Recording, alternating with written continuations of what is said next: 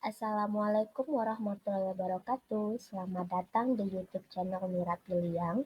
Apa kabar adik-adik khususnya yang saat ini sedang duduk di bangku kelas 11 jurusan Usaha Layanan Pariwisata. Semoga kalian semua dalam keadaan baik, sehat walafiat. Amin amin ya robbal alamin.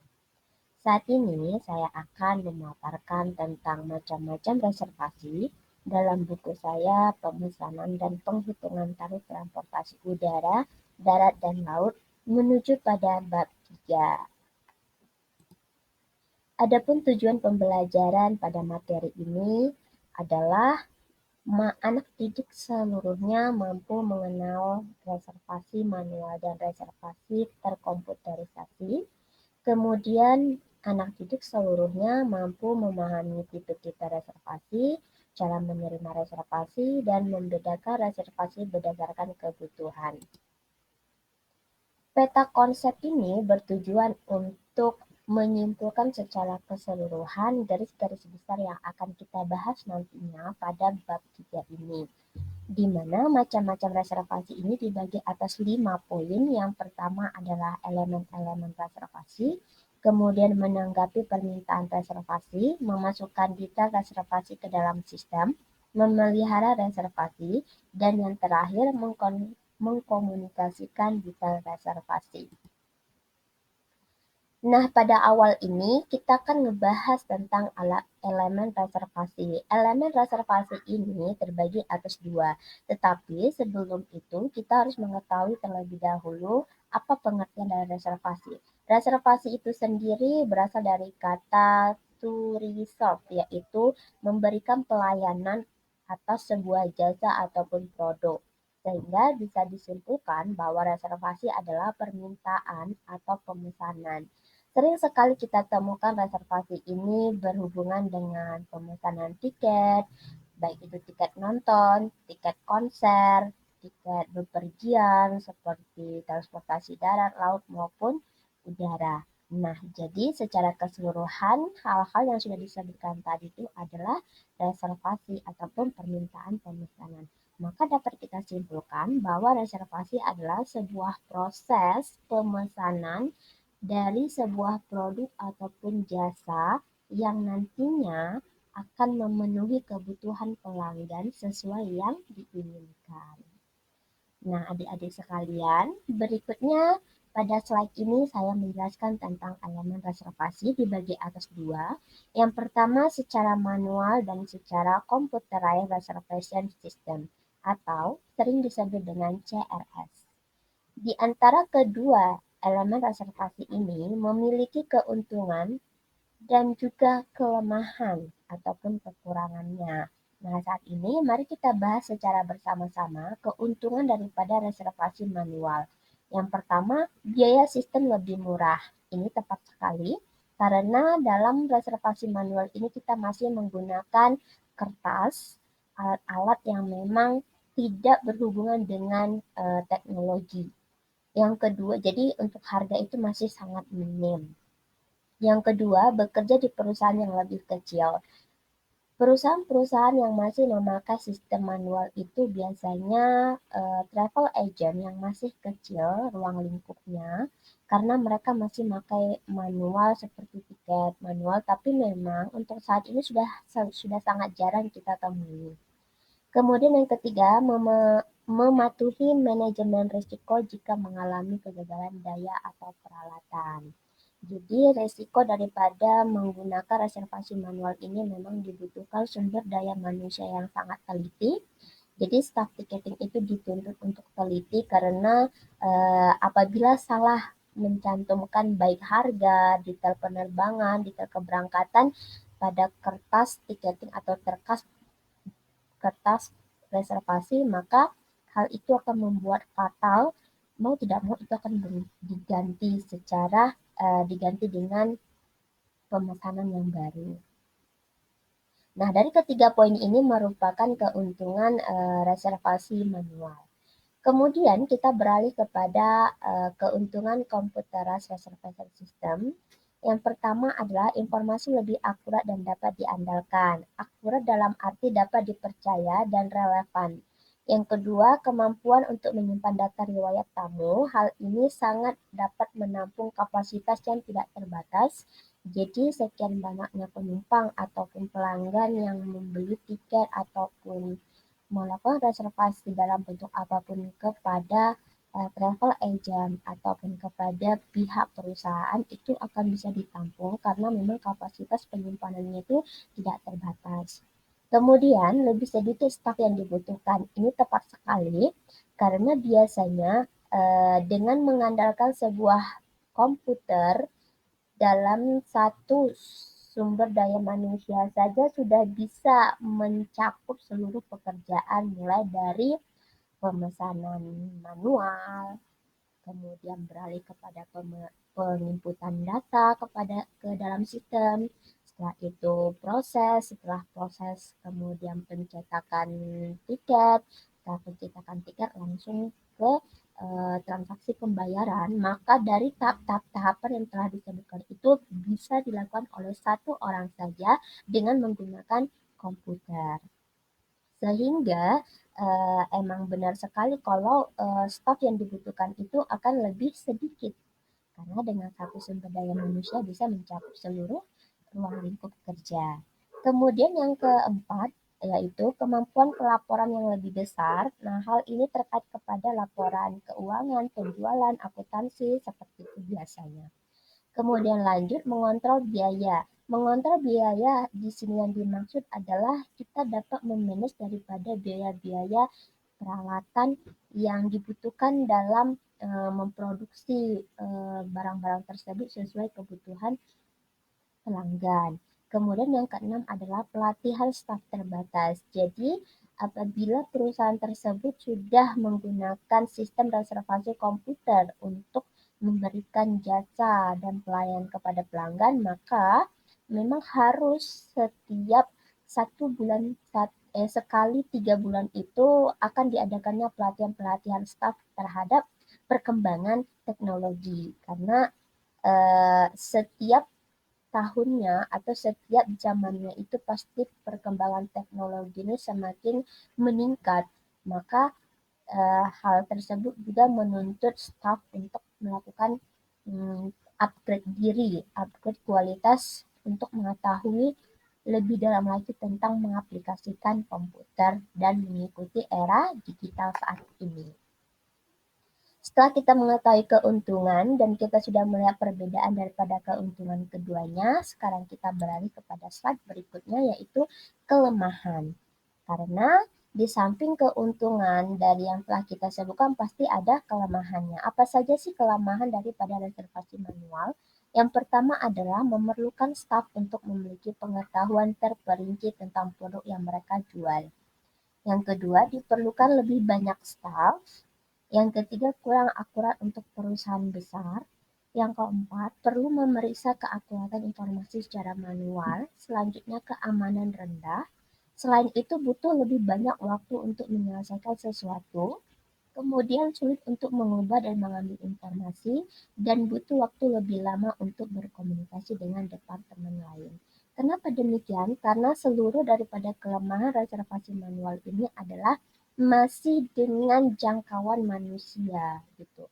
Mungkin dari bisa berhubungan dengan jarak tempuh, bisa juga berhubungan dengan sistem kerja, karena sistem kerja manusia dengan teknologi itu pasti berbeda. Seperti itu kira-kira. Kemudian, agar lebih jelas lagi, mari kita gabungkan atau kita bedakan, digabungkan dalam arti membedakan daripada kelemahan sistem manual dan reservasi komputer. Kelemahannya apa saja kalau dengan sistem komputer? Yang pertama, sulit untuk menemukan sistem komputer yang sesuai dengan kebutuhan perusahaan, membutuhkan banyak biaya untuk perawatan, peralatan, dan upgrade sistem. Nah, hal ini yang tadi saya sudah sebutkan di poin keuntungan computerized itu membutuhkan biaya. Kemudian membutuhkan power supply yang tidak terputus dan yang terakhir perlu mengikuti perkembangan teknologi sehingga ada kaitannya dengan keuntungan sistem komputer tadi yang tadi kita jelaskan adalah dibutuhkan pelatihan staf secara berkala. Nah, itu mengarah kepada poin keempat, kelemahan daripada CRS, karena setiap prosesnya kita harus mengikuti perkembangan teknologi. Jadi memang skill atau kemampuan sumber daya manusia itu memang harus selalu di-upgrade sesuai perkembangan zaman ataupun era digital saat ini. Setelah kita mengetahui hal-hal tentang kelemahan dan keuntungan daripada reservasi manual dan CRS, selanjutnya kita akan mempelajari tipe-tipe reservasi ataupun sering disebut dengan jenis-jenis pemesanan. Yang pertama di sini adalah pemasok akomodasi.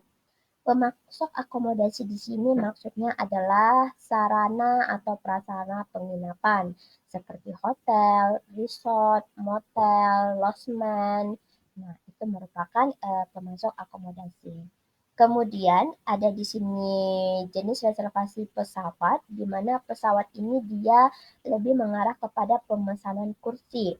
Pemesanan kursi ini seperti misalnya maskapai yang dipilih, pemesanan kelas penerbangan, pemesanan ketetapan tanggal, kemudian fasilitas-fasilitas lainnya yang berhubungan dengan pemesanan kursi.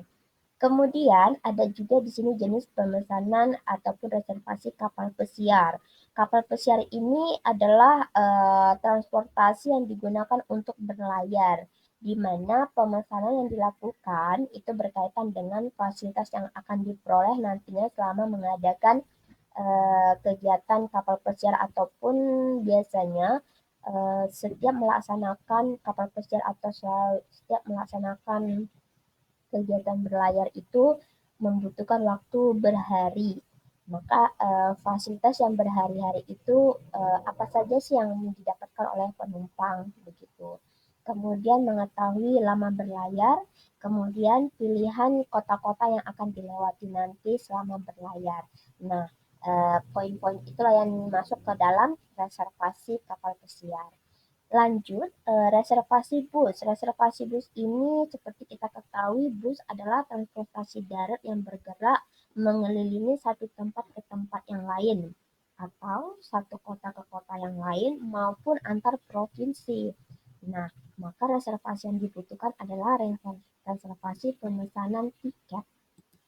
Selanjutnya adalah mobil sewaan atau van. Hal ini berkaitan dengan pemesanan yang dilakukan untuk memenuhi keinginan atau kebutuhan tamu yang dilengkapi oleh supir yang bertugas menemani mengelilingi suatu kota. Jadi memang kayak pemesanan pribadi ya kalau mobil sewaan ini gitu. Selanjutnya kita beralih kepada paket wisata.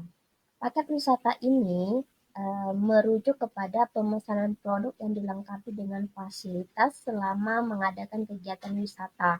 Apa saja sih fasilitas tersebut terkait kepada akomodasi, makan minum, transportasi, biaya masuk objek wisata, dan komponen-komponen paket wisata lainnya yang termasuk ke dalam program tersebut ataupun kegiatan tersebut. Nah, kemudian ini merupakan reservasi jenis-jenis reservasi. Selain itu, kita beralih kepada diagram atau gambar berikutnya, masih tergolong banyak ya jenis-jenis reservasi ini. Kita lanjut, ada reservasi tempat makan. Reservasi tempat makan ini mengacu kepada pemesanan meja atau kursi maupun tempat untuk menyantap hidangan yang ada di restoran ataupun rumah makan.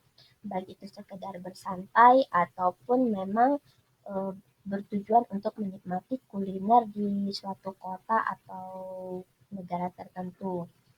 Contoh daripada reservasi tempat makan ini bisa dikategorikan ke dalam kafetaria, kantin, coffee shop, bistro, dan sebagainya.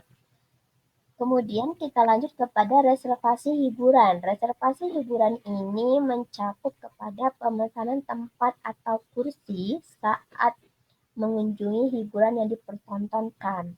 Nah, jadi wisatawan ataupun tamu biasanya bertujuan untuk menonton sebuah teater, konser, musik, film, akrobatik. Nah, hal-hal itu masuk kepada tipe reservasi hiburan.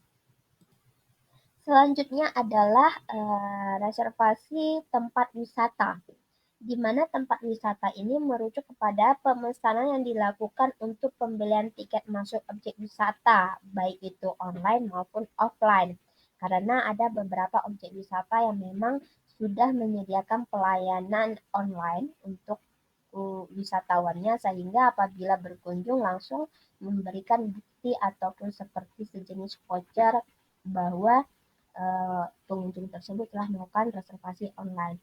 Tetapi ada juga sebaliknya objek wisata atau tempat wisata yang belum memberikan pelayanan secara online atau dalam jaringan, melainkan secara offline, yaitu pengunjung atau wisatawan itu datang langsung ke objek wisata dan secara langsung di lokasi membeli tiket dan fasilitas-fasilitas lainnya, seperti itu kira-kira. Yang termasuk kepada kategori tempat wisata ini ada candi, waterpark, kebun binatang, pantai, dan sebagainya. Kemudian kita lanjut kepada poin berikutnya, jenis daripada reservasi itu yaitu adalah atraksi wisata. Atraksi wisata ini mengarah kepada pemesanan ini berupa pertunjukan yang dipertontonkan kepada banyak orang. Atraksi wisata ini hampir sama dengan hiburan, hanya saja atraksi wisata ini lebih kepada culture ataupun budaya yang dikomersialkan di suatu daerah atau provinsi. Contohnya kayak pembelian kursi untuk menonton atraksi tersebut. Atraksi seperti apa sih yang dimaksud? Yang terkait hal itu adalah lompat batu di Nias, wayang reok di Ponorogo, Jawa Timur ya tepatnya, kemudian tarik kecak di Bali. Atraksi-atraksi seperti itu yang dimasuk dalam kategori reservasi atraksi wisata. Kemudian yang terakhir adalah ada acara berkaitan dengan MICE atau event. Kemudian di mana acara atau event ini terkait kepada pemesanan yang bersifat semi formal yang memiliki serangkaian kegiatan seperti pameran, rapat, konferensi, open house, culture event. Kegiatan-kegiatan tersebut disebut juga dengan program MICE, yaitu Meeting, Incentive, Exhibition, Conference, dan Exhibition. Seperti itu kira-kira. Setelah kita mengetahui jenis-jenis pada reservasi, kita beralih kepada cara menerima reservasi. Cara menerima reservasi ini, kita harus memutuskan sistem apa yang mereka pakai. Mereka dalam arti di sini adalah sebuah perusahaan ya. Jadi suatu perusahaan itu harus memutuskan sistem apa yang mereka pakai atau gunakan untuk memudahkan melayani tamu. Apakah menggunakan sistem manual atau sistem terkomputerisasi yang disebut dengan CRS. Pada slide ini dijelaskan beberapa cara menerima reservasi. Di sini pada gambarnya, yang pertama sekali adalah telepon. Pada paling bawah ini telepon, kemudian Faximile, ya kita pertama bahas adalah telepon. Telepon adalah saluran kabel dan listrik yang saling terhubung dengan bantuan pesawat signal agar pesan yang disampaikan dapat diterima dalam jarak jauh. Sehingga hal ini memudahkan pemberi pesan dan penerima pesan saling menyampaikan pesan seperti itu apabila kita memakai telepon.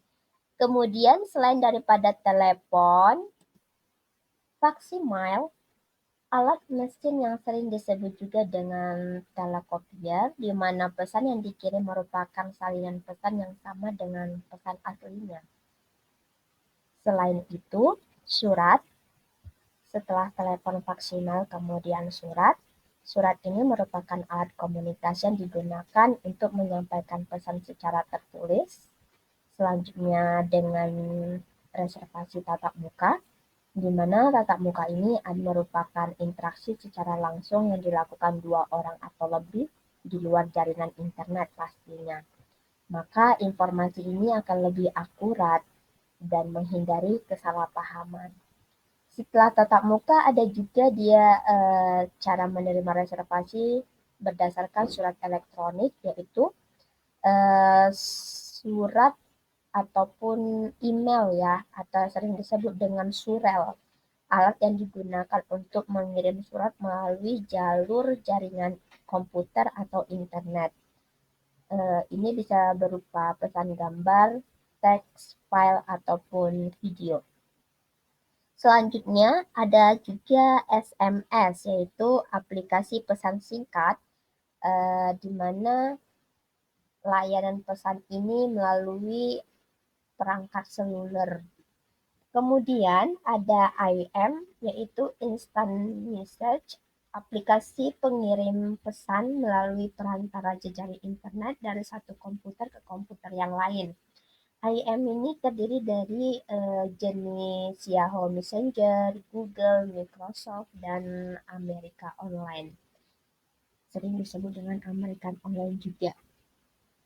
Kemudian ada aplikasi video conference juga yang bisa menjadi salah satu cara menerima reservasi, di mana aplikasi video conference ini berfungsi sebagai alat komunikasi dengan menjalin hubungan jarak jauh dalam satu frame. Jadi pertemuannya itu dalam satu frame, di mana keunggulan ataupun keuntungannya bisa memperlihatkan langsung dalam bentuk video ataupun audio saja. Kemudian jenis-jenis daripada aplikasi video conference ini saat ini yang sering dipakai adalah Zoom, Google Meet, Microsoft Teams, Webex, GoToMeeting, TeamViewer Meeting, ataupun TeamViewer Meeting Whereby. Kemudian aplikasi kecerdasan buatan atau chatbot atau chatbox ataupun yang disebut dengan AI ataupun artificial intelligence. Nah, saat ini kita sedang berada di posisi terakhir, yaitu AI atau artificial intelligence. Inilah yang nantinya sekitar 10 atau 20 tahun ke depan akan menguasai secara keseluruhan dari cara-cara reservasi ini.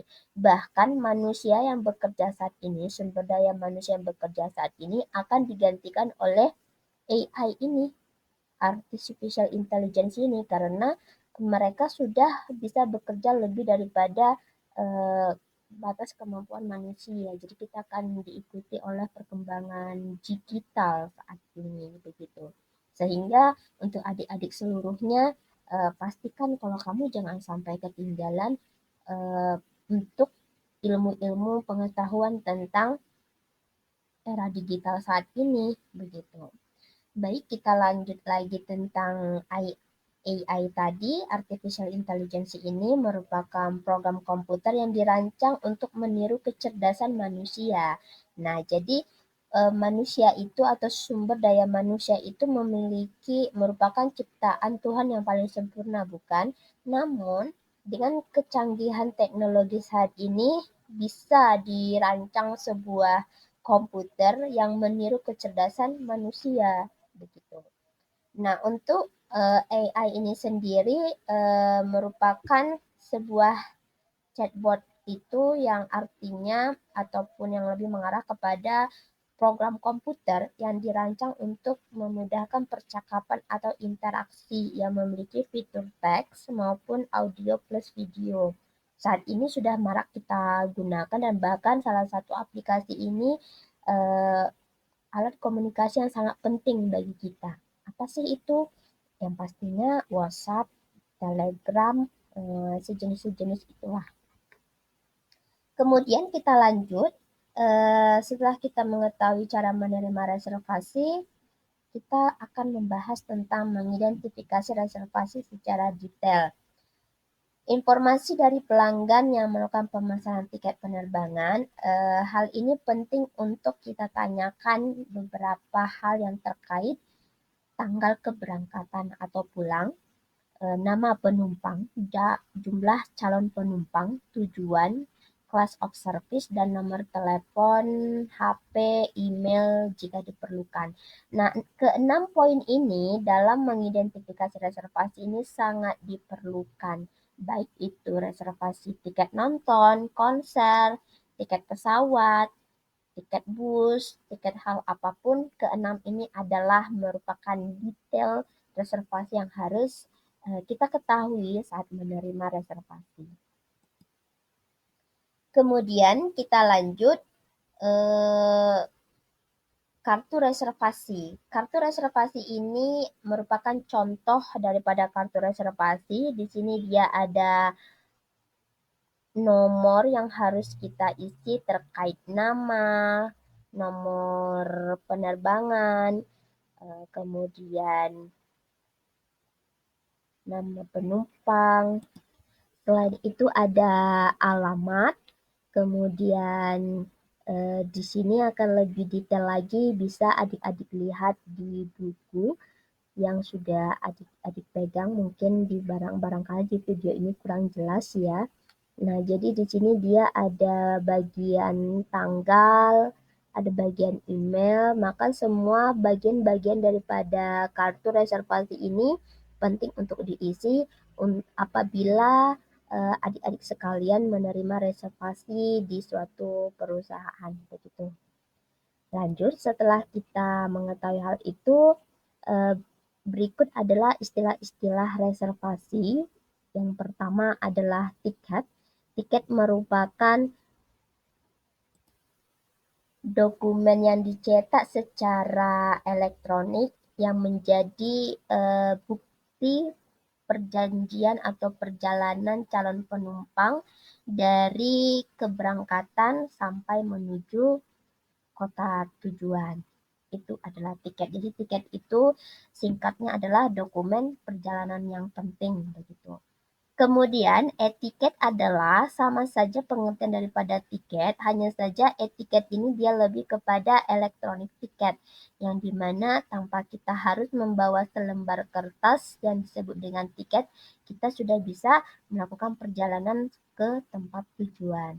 Nah, etiket ini biasanya berisi daripada barcode ya. Nah, barcode inilah nantinya fungsinya untuk memberikan kita kemudahan selama dari check-in, proses keberangkatan hingga sampai di tempat tujuan. Itu sih perbedaan daripada tiket sama etiket. Sementara kalau fungsi daripada tiket itu sendiri sama saja, merupakan dokumen penting dalam melakukan perjalanan. Kemudian selanjutnya di sini ada fare. Fare ini adalah harga dari sebuah reservasi, baik itu harga tiket pesawat, harga tiket bus, seperti itu, dan terkait harga-harga lainnya. Kemudian di sini ada istilah refund, di mana refund ini adalah pengembalian uang dan syarat-syaratnya pasti ada dalam setiap pemesanan itu ada syarat-syaratnya. Contohnya saya ambil adalah refund pengembalian uang tiket pesawat. Nah, di sini apabila kita kurang dari 48 jam, itu ada ketentuan pengurangan sekitar 25% dari harga basic fare, kemudian sebelum kurang dari 12 jam itu sekitar tergantung kepada peraturan yang ditetapkan oleh setiap maskapai. Kemudian adalah check-in. Tadi sudah saya sebutkan check-in adalah proses kedatangan tamu baik penumpang ataupun orang yang akan melakukan perjalanan atau menginap misalnya di hotel. Yang penting check-in itu adalah proses kedatangan tamu ke suatu tempat.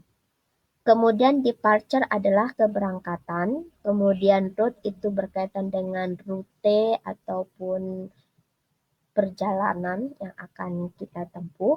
Kemudian passenger adalah penumpang, kemudian booking adalah pemesanan sama dengan reservasi. Kemudian di sini itinerary adalah rincian perjalanan, kemudian cancellation adalah pembatalan daripada reservasi yang telah dibuat, kemudian travel assurance adalah asuransi perjalanan, Kemudian boarding itu adalah proses memberikan izin kepada calon penumpang atau pelanggan untuk memasuki ruang tunggu ataupun memasuki bus atau pesawat atau kereta api, tergantung kepada transportasi yang digunakan. Kemudian di sini ada arrival. Arrival itu adalah tiba di kota tujuan, dan yang terakhir adalah delay. Delay ini adalah penundaan di mana apabila kita bepergian ke suatu tempat, berangkatnya jam 1 siang, kemudian ditunda atau didelay sekitar 1 jam, maka keberangkatan kita terhitung dari jam 2. Maka hal itu disebut dengan penundaan ataupun delay. Maka dari beberapa istilah-istilah reservasi ini yang akan sering kita dengar saat melakukan reservasi, baik menerima maupun sudah selesai. Baik, adik-adik sekalian, sampailah kita berada di akhir pemaparan bab 3. Kurang dan lebihnya saya mohon maaf. Sampai ketemu lagi di channel YouTube saya untuk materi yang berikutnya. Sampai jumpa. Assalamualaikum warahmatullahi wabarakatuh.